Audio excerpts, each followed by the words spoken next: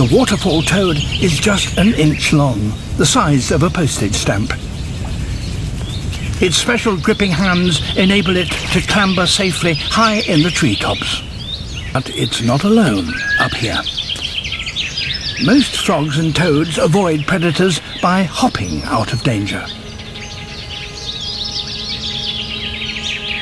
But this toad never evolved the ability to hop for more than an inch. And that's nowhere near enough.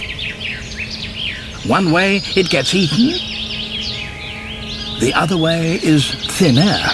Not much of a choice.